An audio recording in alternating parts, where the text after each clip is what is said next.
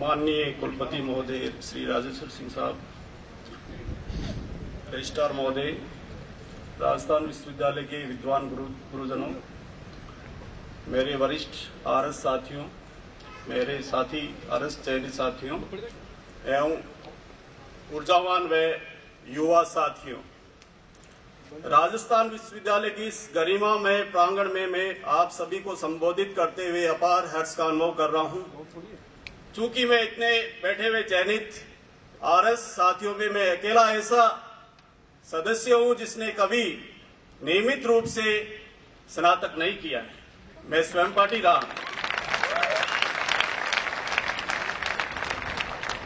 मैंने 1995 में जवाहर नवोदय विद्यालय कुचामन सिटी से 12th किया। उसके बाद में जीएनएम के जैसे कि आम धारणा होती है कि सबसे पहले मध्यम वर्गीय परिवार को एक नौकरी की आवश्यकता होती है, ऐसे ही मैंने ये उचित समझा कि मैं भी कोई एक छोटी मोटी नौकरी प्राप्त कर लूं। मैंने जीएनएम का कोर्स किया। तत्पश्चात मेरी जीएनएम की नौकरी लगी। मैं 12 साल तक कंपाउंडर की सर्विस की। मैं 12 साल तक मैंने कंपाउंडर की सर्विस की। उसके बाद में मेरी चेतना जागृत हुई।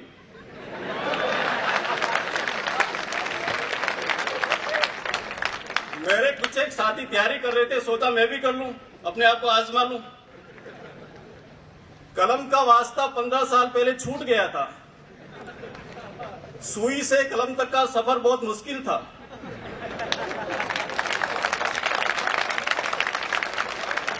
मैंने हिम्मत नहीं आ रही। अपने साथियों के साथ जुटकर, हम 3 साथी थे नर्सिंग में, नाम आप परिचित नहीं होंगे, नहीं बताऊंगा नहीं।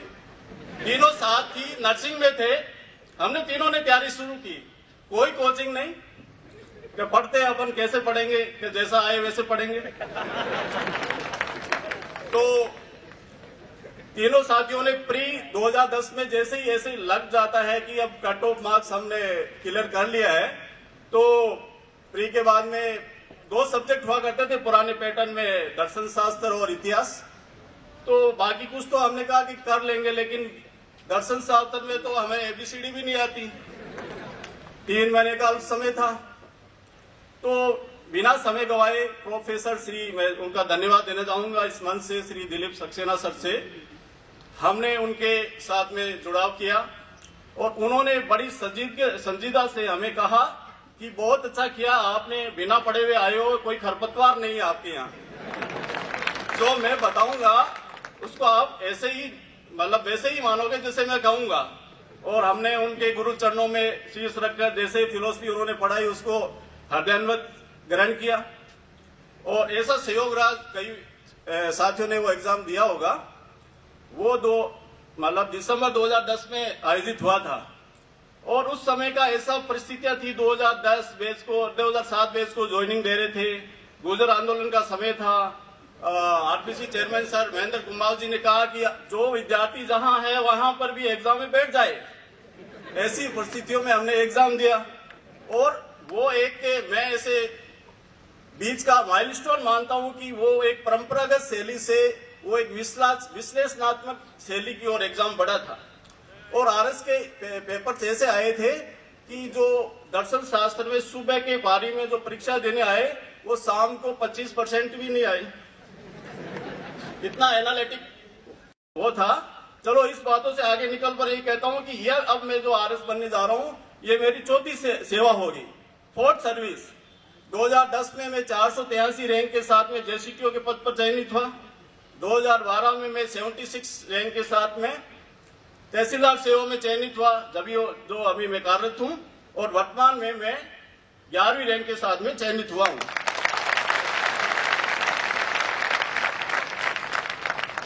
तो साथियों, मैंने 76 रैंक प्राप्त करने के बाद में भी विश्राम नहीं लिया। इस बार मेरी एकमात्र चॉइस आरएस थी। बहुत कम ऐसे विद्यार्थी होंगे जो एकमात्र चॉइस के लिए एग्जाम देते हैं।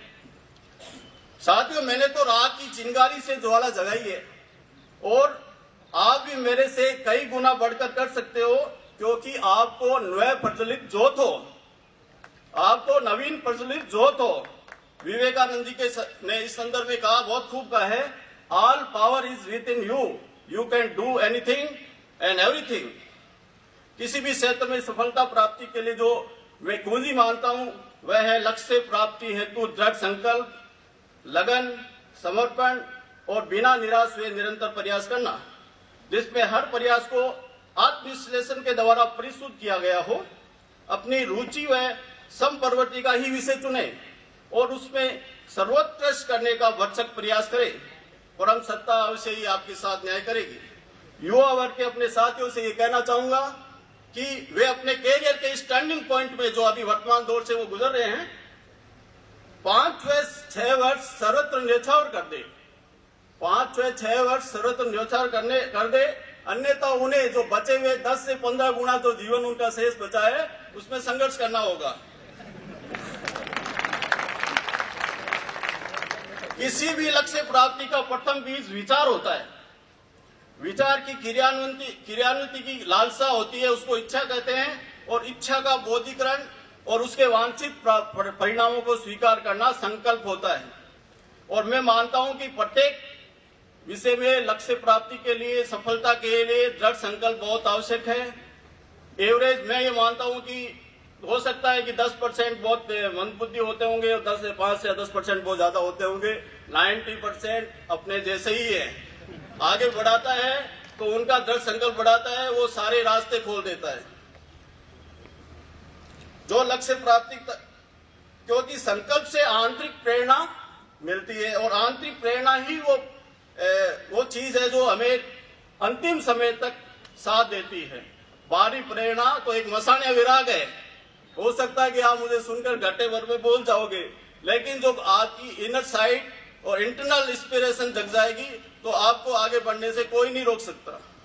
अपनी बायोलॉजिकल क्लॉक्स जो कहते हैं ना, समय दिनचर्या को कैसे डालना है, तो अपनी बायोलॉजिकल क्लॉक्स को अध्ययन के मुताबिक सेट कर ले और उसको अपनी इच्छा शक्ति के द्वारा निरंतर चार्ज रखे।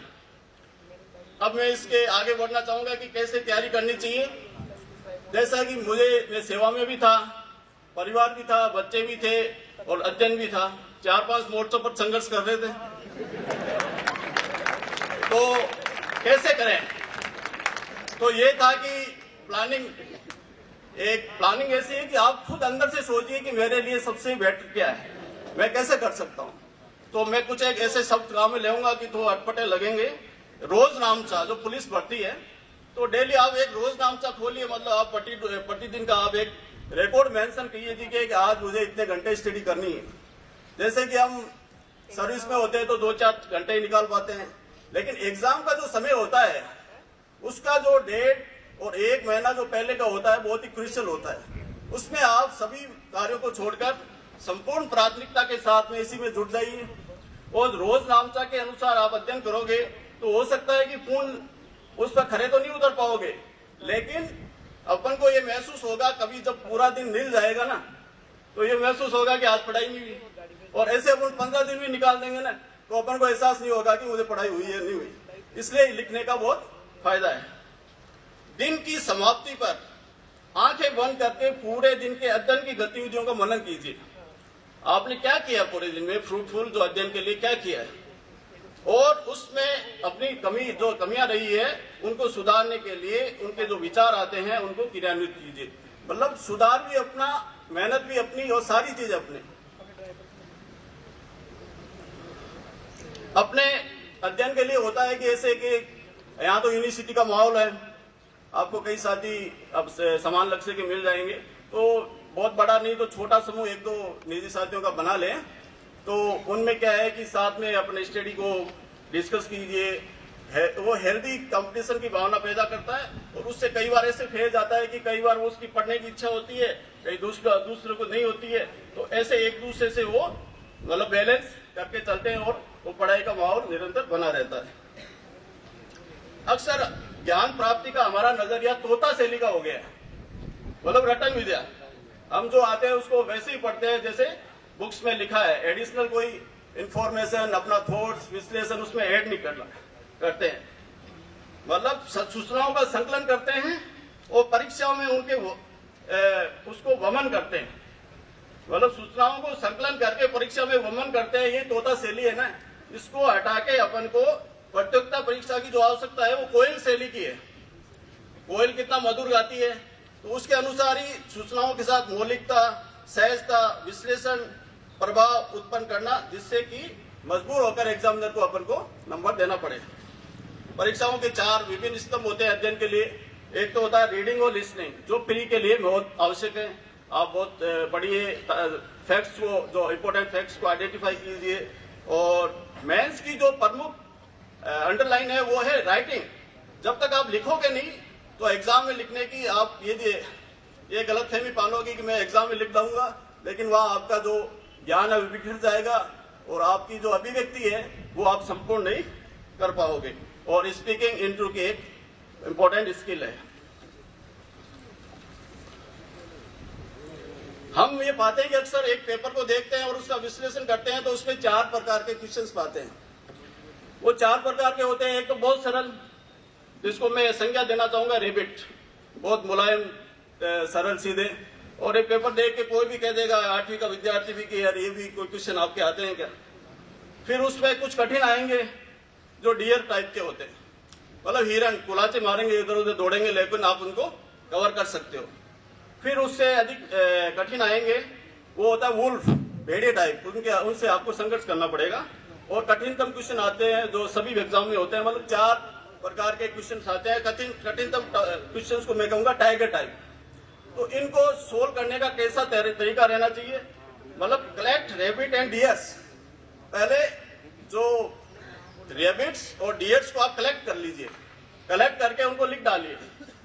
गेट स्ट्रेंथ, उससे आपको शक्ति मिलेगी। फाइट विथ वुल्फ, और भेड़िए से फिर आप संघर्ष कीजिए। Ignore the tiger. आप हमेशा ऐसा होता है कि जो यूनिवर्सिटी में अपन चुनौती लेने के चक्कर में टाइगर से भिड़ जाते हैं और लहूलुहान हो जाते हैं, और जो खरगोश और डियर किस्म के जो क्वेश्चंस है वो भी इधर उधर भाग जाते हैं। तो ये नहीं होना चाहिए। पहला जो चरण है उसमें अपन को जो बहुत अच्छी तरह से अपन को क्वेश्चंस आते हैं उनको सोल्व करना है। उन पर अपन को 1.5 घंटे में लग जाएगा कि उन पर अपनी पूरी पकड़ मजबूत हो गई है। फिर खोने के लिए क्या, कुछ नहीं, फिर तो अपन को जो वुल्फ है उनसे फाइट करना है, वो भी कुछ देंगे और टाइगर को नमस्कार करके आगे बढ़ना है। ये जो आरएस का नया पैटर्न है ये ऑलराउंडर गेम वाला है। मतलब अब जो ओपनर्स पहले स्कॉलर्स होते थे कि वो उससे बाजी मार लेते थे और वो जीके को ये मानते थे कि इसको तो कुछ नहीं, देख लेंगे 10-15 दिनों में, इससे तो कुछ होना जाना नहीं है। मेन जो गेम है, चाबी है, वो ये ओपनर्स है। लेकिन अब ऑलराउंडर गेम हो गया है। लगभग मैंने जोड़े हैं, कुछ एक दो विषय कम ज्यादा हो सकते हैं, 16 पेपर्स निकल के सामने आते हैं इसमें। तो ऑलराउंडर गेम के लिए कोई समय विशेष, मतलब 1-2 महीने में तैयारी होने वाली नहीं है। और विशेष रूप से आपके लिए बहुत अच्छा अवसर है कि आप स्नातक कर रहे हैं, अध्ययन कर रहे हैं। इसके साथ साथ आप इसके जो जीके के रिलेटेड जो टॉपिक्स है, विषय है, उनको अभी से तैयार करना शुरू कर दें।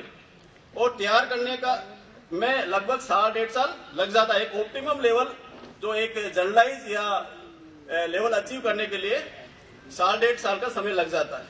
तो इसमें अप्रोच, अब दोनों अप्रोच अलग है। एकेडमिक अप्रोच होती है अपन बॉटम टू टॉप, अपन A to Z शुरू करते हैं और पूरा उसको पढ़ के मतलब टॉप की ओर बढ़ते हैं। लेकिन जहां तक मैंने समझा है, हो सकता है मैं गलत भी हो सकता हूं, लेकिन सामान्य बहुत सारे सब्जेक्ट है। एक विषय, एक विद्यार्थी ग्रेजुएशन लेवल पे 3 सब्जेक्ट को काबू में नहीं रख सकता, तो आरएस के 16 सब्जेक्ट को कैसे रखेगा। तो उसके लिए टॉप टू बॉटम स्ट्रेटजी होनी चाहिए। मतलब पहले आप कीवर्ड्स, कोर ऑफ और area of importance of that subject, उस पर मास्टरी कीजिए, और तत्पश्चात उस पर कम इंपोर्टेंस की तरफ बढ़िए। तो उसमें एक ऐसा लेवल आ जाएगा कि आप वो एक सामान्य ज्ञान का ऐसा लेवल अचीव कर लोगे। तो प्री के बारे में संक्षिप्त रूप से समय जैसे कहा है, मैं बोलना चाहूंगा कि 150 क्वेश्चन होते हैं और राजस्थान का विशेष वेटेज है। वो भले उसके कल्चर में हो, इतिहास में हो, अर्थव्यवस्था में हो, भूगोल में हो, करंट अफेयर्स में हो, 1/3 क्वेश्चन राजस्थान से आएंगे। और राजस्थान का यही मेंस में रहेगा। तो इसलिए राजस्थान को बहुत अच्छे से तैयार करना चाहिए और इसकी भी जो इम्पोर्टेंस है वो इंटरव्यू में भी बनी रहती है।